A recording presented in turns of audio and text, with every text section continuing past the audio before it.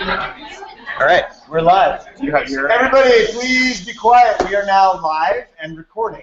So if you wouldn't mind, be as quiet as you can so that the sound quality is as good as possible. So my name is Jesse, if you haven't been here or you just arrived, and I organize the Code for San Francisco Brigade. We call ourselves SF Brigade. We are a Code for America Brigade, and this is the presentation for the National Day of Civic Hacking. We sorted through over 200 projects deployed in other brigades around the country and the world by fellows, brigades, whatever, and pared it down to 10. Some of those projects have totally taken off, others not so much, but that's the point of a hackathon, is to figure out what's gonna survive and what's gonna go forth. And awesome teams have taken these projects and done amazing things with them. So first of all, give yourselves a round of applause for all your work this weekend.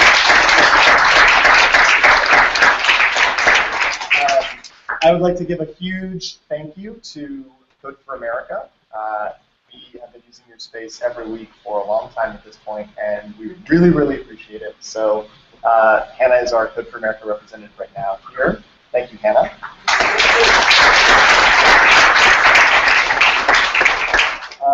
And I think we're just going to jump right into it. There you go. Vaughn, Deborah, are you everything working okay? Yeah, all right.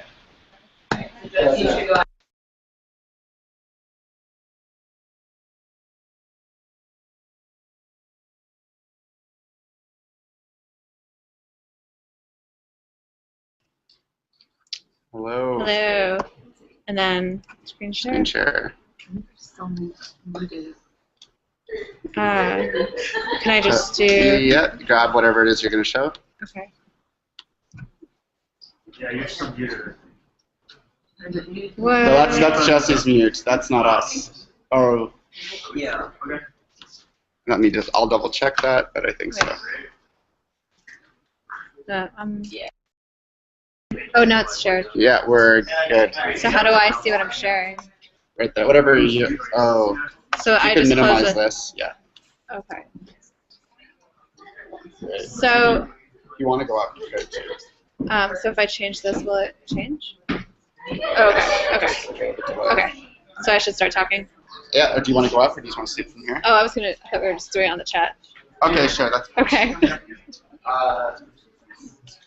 Okay, so we're talking about 311 calls. Hey everyone, I'm Deborah. Also, shout out, is Ted still here? Hey, we were working with some 311 data this weekend, and it was really fun and interesting, and I got a lot of help from everyone throughout the weekend, so thank you very much. I would have gotten as far as I did without all your help. So just to give you guys an overview, this is the source of the project. There was some open source code already available that had been hacked on by a few different cities, and the project was called the Daily Brief. And specifically, I used Kansas City's data, or their code base, because they had already figured a way to plug in right to their city's open data portal through Socrates. So that's very similar to how we can get access to our data. So I started from there, and now we have our own San Francisco version pulling from our data set. And I was able, so this is 1 day's worth of open and closed requests. And it's a little dense right now, but you can click on any one, and it'll give you the request type, the exact time it was reported, and if I can get one that has a picture, it will also show you the picture that was submitted for that request. There's some kind of tree or something going on there. If there's trash or graffiti, it'll show you what was being reported, so that's kind of handy to see, to know that you're not like reporting the same issue that someone may have already noticed. And we've got some filters that you can drill down by neighborhood, and it will, well, it's a little slow. It'll reload the map just so you can focus right in on that neighborhood. In progress right now is the entire list of request types. It should pop up there slowly. Doesn't seem to be working on that screen. So I'm still working on getting the request type filtering to work, and some of the status of the calls. And so that's kind of the next step, just to get this to be a more robust tool, and then maybe from there have some just chart reporting out of trends. And also I'm working on maybe displaying the knowledge base results on some type of additional page where you could just sort of list the top hits for that database, but I didn't get too far with that. So more stuff to work on, lots to do on Hack Nights. Looking forward to it.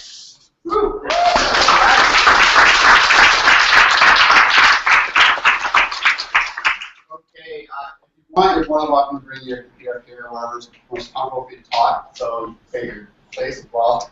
Next up is Donna. I think you're talking for childcare.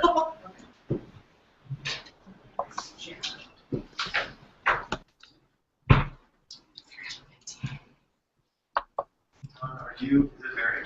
Yes, Mary. Okay. Take off your mic just to make sure it looks good.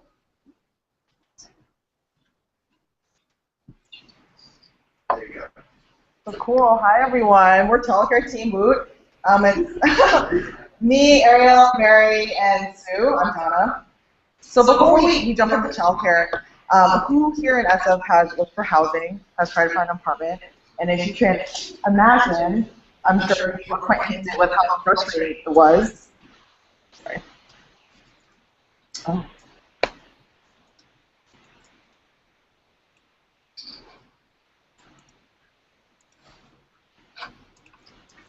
Sorry, how frustrating it was, especially when you just moved here, like, what do I look for? Is this a good location? Can I get to work easily?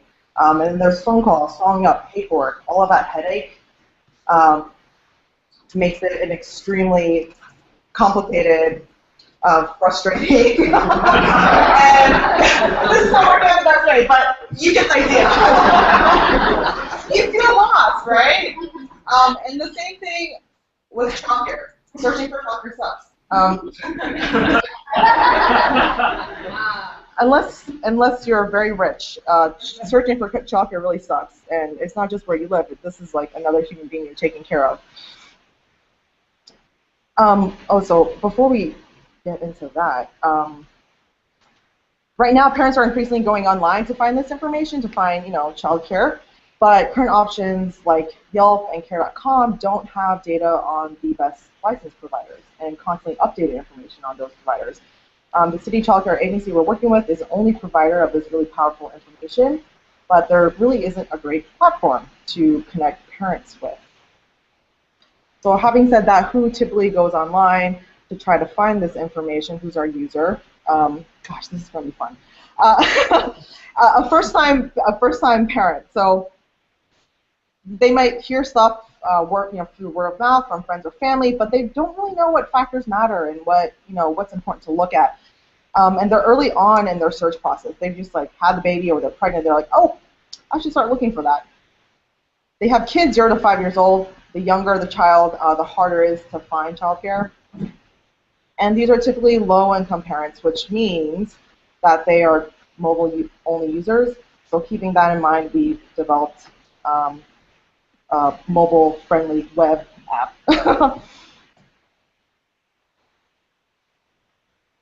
For now, the working name is Childcare Connect. It's a tool that allows parents to explore and connect with licensed childcare providers in SF. So here we go. And so here's the walkthrough. This is nothing you've never seen before. You've seen this plenty of times, but we are redeploying it and customizing it for childcare. So parents care. Oh, parents. How do I go back? Okay. Parents care most about location, right? Like if these are low-income parents, they care about what is closest to me, what is closest to work, what is closest to some school. And then it's important to put in your age range because not all providers care, have the same range of children. They want kids around the same age so that it makes easier and provides better care. So you can enter that information, select your choice, search. It's like, oh, we found this information here, right? But the city requires that they collect some information from the parent first before giving them this information. So we have to collect this information, their name, email, password, enter their zip, see results. And then here's a map popping up with there's different kinds of childcare. So the business briefcase is like more of a center, more large established care center, and then we have the houses where they're filming homes. And then you can see a list of these providers close to the zip you entered with ratings by other parents. Parents really care about what other parents say, actually more so than any other type of measurement. The distance away from that location, and then you can select a provider, favorite it. And the idea here is that we want to make it easy for them to call. This isn't the end of their search. This isn't a Yelp where like you're like, boom, got it. We're really giving them this platform to find providers, favorite them, put them into like a favorites list, and then so that it makes it easy for them to just call it off of that list. And then here, they can filter and search by like a few parameters that are important to them, and there's definitely more to be added. Search list, and then the favorites list makes it easy for them to call. Yay, that's it.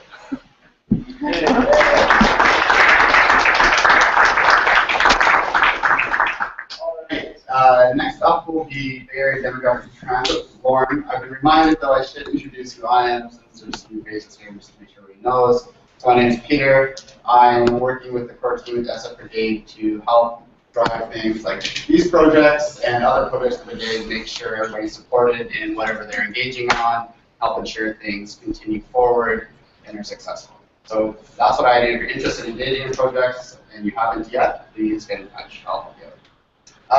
And now, Lauren.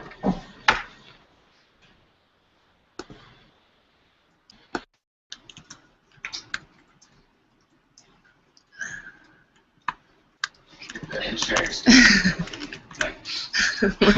Or maybe you're the presentation. Okay. How do I share my screen?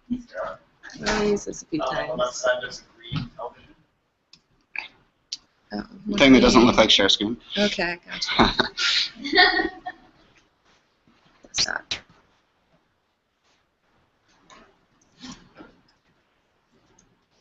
Okay. All right. I'm going to start off by reviewing the project. So this is where the project started. The New Yorker put out this incredible map for displaying income inequality and using transit stops in order to give an idea of geographical location throughout New York. That project was forked for San Francisco Bay Area, and this is the project that we inherited. And here you can click, BART, Muni, or Caltrain, and see the median income in that that local area around that stop. So we took it a little bit further, and we brought three different census years into here to show the change of income over time, and a lot of it's very dramatic, particularly around Montgomery Street and Embarcadero. And when you hover over, you can see just the exact numbers for each year. So change your transit line. It's now much more simplified. It's responsive except for the graph. We're working on that part, and still a few layout changes. But otherwise, we found that this was really simplified everything down to exactly what we're looking at, which is changes in Bay Area income throughout these 2 decades. And at the bottom, listed our census data. Thanks to Wade, we were able to adjust to inflation using a formula for the Consumer Price Index. Just some links at the bottom. Hopefully some people come to Code for America Brigade when they look at this. So that's it. Awesome.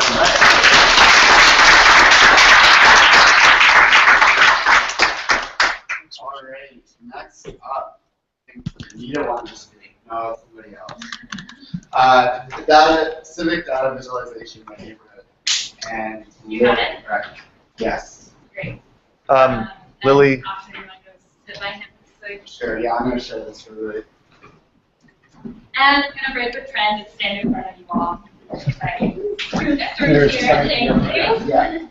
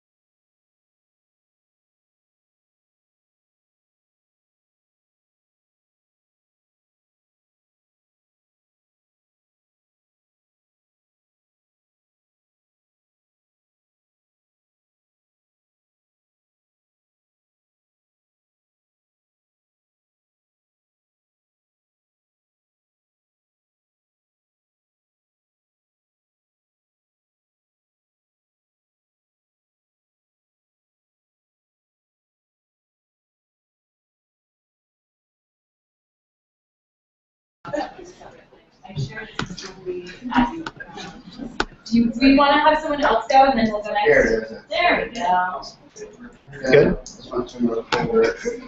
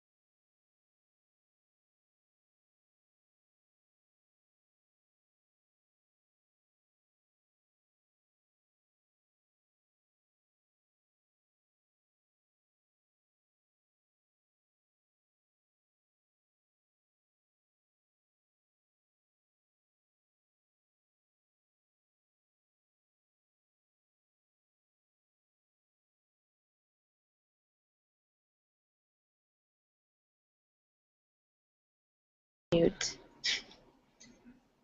Can I share my screen?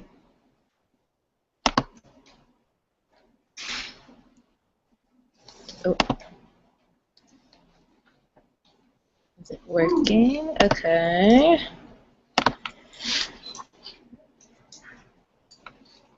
Okay. Oh no. No present? No present, yes. Okay. I'm not presenting now.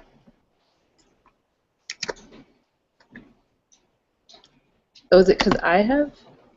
No.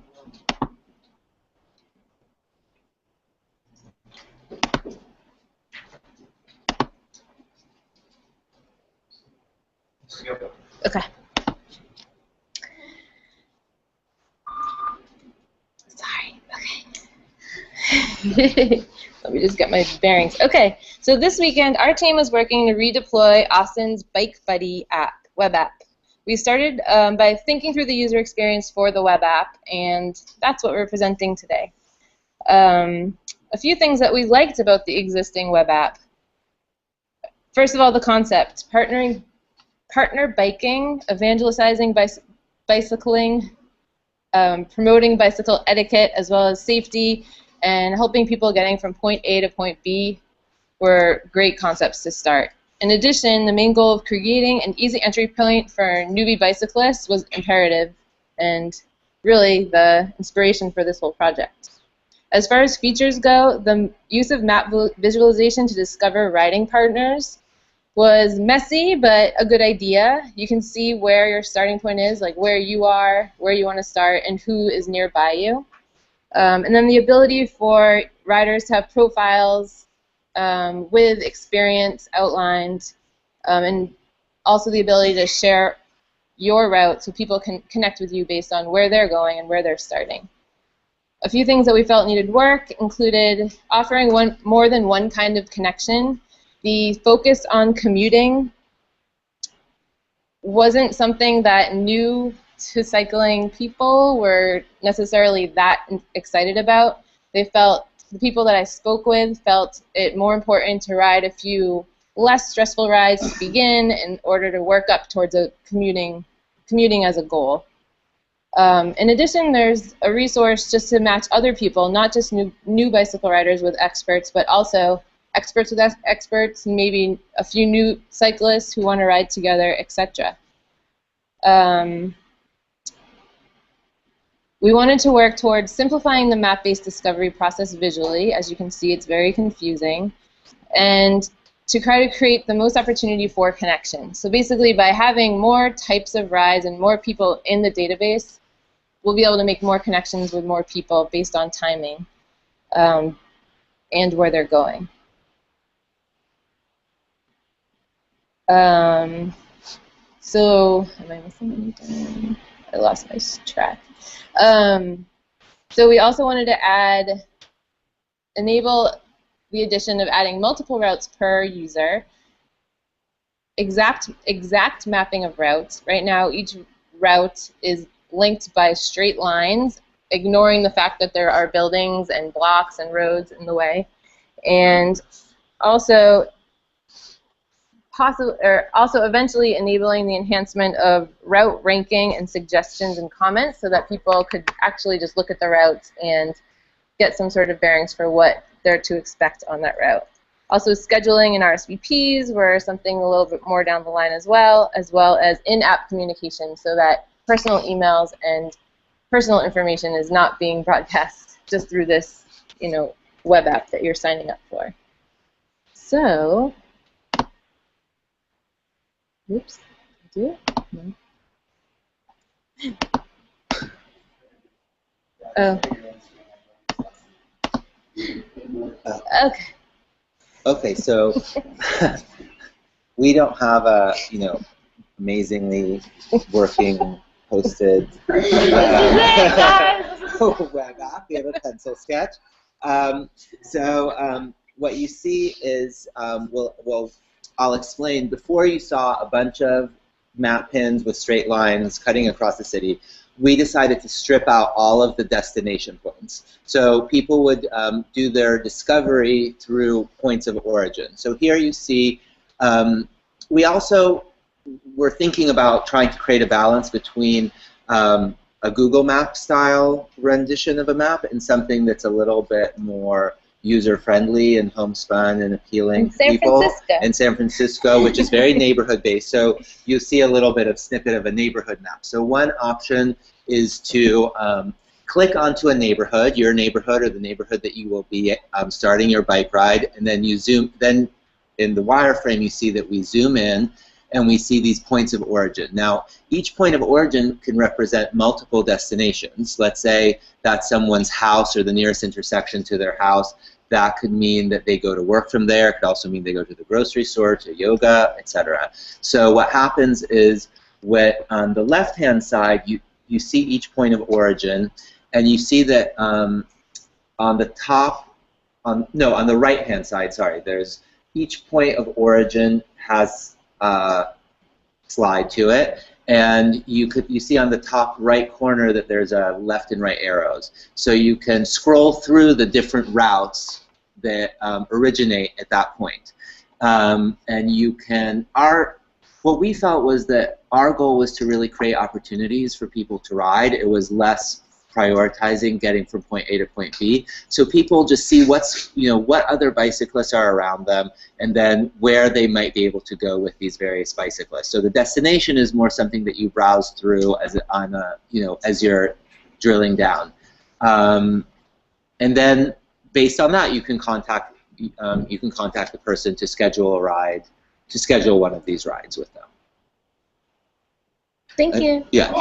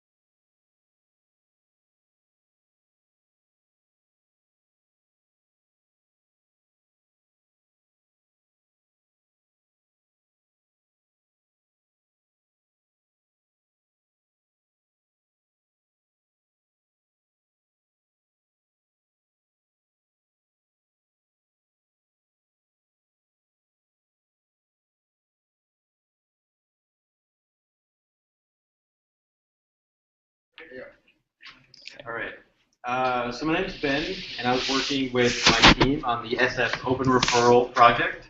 So basically what we're trying to do is take a list of social services available in San Francisco, compile it, make the database accurate, make the database up to date, and put it on the web for everyone to use. So right now, if you're in San Francisco and you want to find a social service for some need that you have, you might search online and find a PDF that's a year old, 2 years old, brand new, some website that's hosted by someone that might have old information, might have new information. You don't know, if the address changed, if the phone number changed, if that place moved over here and they now serve a different group of people. Basically, there's a ton of different information online, but it's not in one cohesive unit relating to social services in San Francisco. So basically, you can see here, what we did was we took all this data across all these different platforms relating to social services and combined it all together using one unified specification called the Open Referral Spec. So this spec basically specifies how you list all the social service information. So you have organization. That organization has locations. Those locations have addresses. Those addresses have phone numbers. Those phone numbers have an area code and a phone number and a contact person. And there's fax numbers. Basically, it's a way of taking all this data and putting it in a really organized fashion. And so if everyone has their data keyed to the same way, then it's really easy to look for social services in the future. So instead of having to look, oh, this person formats their street address one way, this group does it a different way, instead of having to deal with all that, if you're a user, you don't care about any of that. All you want is to look for what social service you might be interested in, and then just get the information without having to worry about, is it new information, is it old, who am I going to have to deal with to get the right information? So basically, we're trying to make one unified database that has all the social service information in this spec. So this involved taking these resources across the internet. So this is an example of one PDF that we found. So if you first look at it, the data looks, so this is about 340 social services which were published in a PDF called Social Services for Women 2012 to 2014 Directory. So this data, it looks fairly organized, but when you get down to it, some of the phone numbers don't match what they actually have. Some of the addresses are old. Some of the services, some of the age groups are not up to date, all these different things. So basically, we took this data and we manually wrote a bunch of scripts to put it in the exact Open Referral, capital O, capital R, Open Referral spec. So this is a formal way of specifying every single piece of information. So the first step was combining this data with other data sets to have one big source of JSON formatted Open Referral spec data. So that's what we've been working on for the past couple of months. So then now we have all this data. What do we do with it? So this weekend we spent a lot of time getting what's called the Ohana API up and running. So this is the project that we were deploying that was originally a Code for America project that is now up and running in San Mateo County. So we took that code base and imported our San Francisco data. And so we're really happy because we got our version of the API running on Heroku, and you can go on and look at, well, eventually you'll be able to go on and look at social services. But right now we can at least go on and look at the data that we've put in. So if you go to our Heroku app, which is live now, you can click on any one of these social services and see the description, short description, street address formatted correctly, phone number, fax number, all this different information, contact name, their email, all this information in a really organized fashion. So now we have basically a framework of an API with all this data in it. And so now our upcoming goals are basically how do we give access to every single social service so that they can go on and edit their information as they change their phone number, change their address, or whatever they change. We want it to be easy so they can just go on, and this is someone who maybe is not that tech literate, can just really easily log on, change a phone number, and then log off and never have to worry about it again. The information will go into our database, and then any front-end service, an app or some web app or a website or anyone can just go call our API, get the most up-to-date information. So it really separates whoever wants to make some front-end thing, which is cool. It could be an app, and it shows you which social services are nearby, whatever it does. But instead of having for them to figure out what data they're going to use, they'll call our API, which will have up-to-date data, and hopefully, since we'll be paired with these social services, they'll learn how to log on, edit their information as it changes, and then have one unified source of data.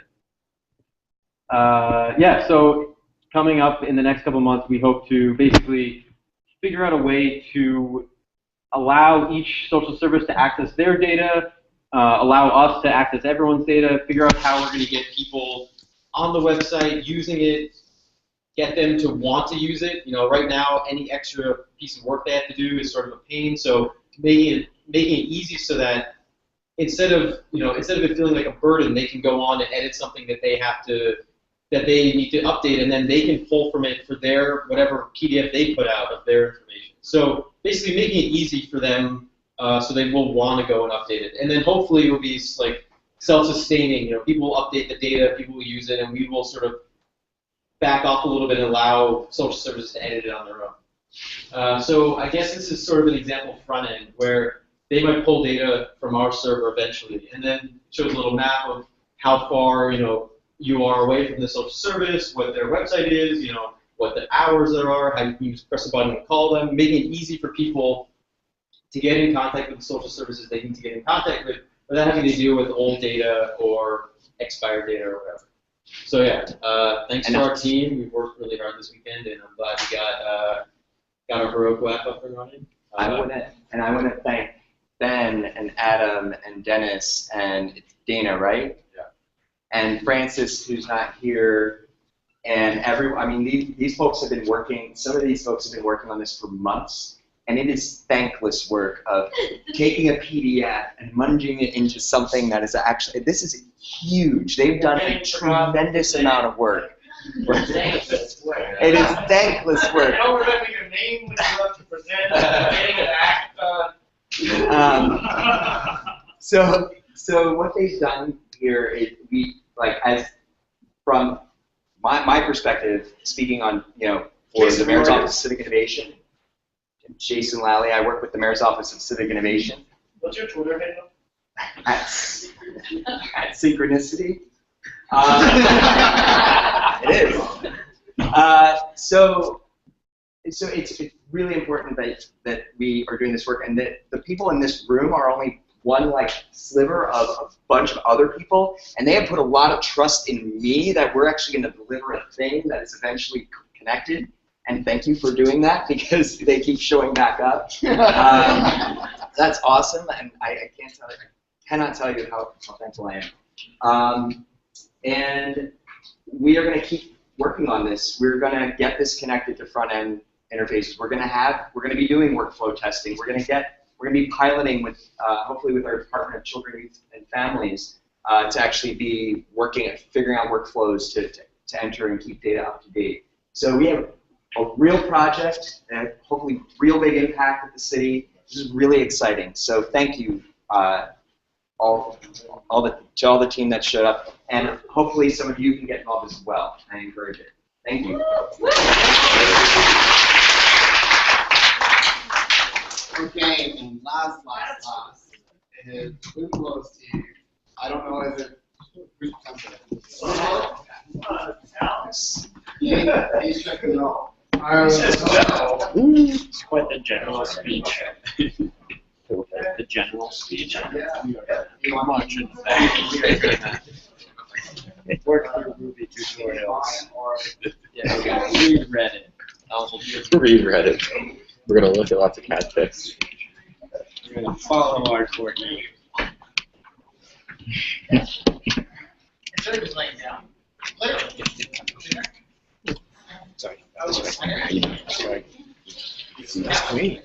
That's work. Do you think you guys might have time to chat after this? Yes. There'll be a happy hour, so we can just okay, just chat. We need to document some of our insights. Thinking and it's a lot of fun. And did everyone here just join today, or have you said that? Adam and Ben and Dennis. guys have been working for well over a month or two. Dana just came today or yesterday. And Francis, who's not here, actually, he's the one who stood it up. Okay, stood it up in the previous year, and then helps bring the data. They all like joined up to the night or something. So we worked up a little.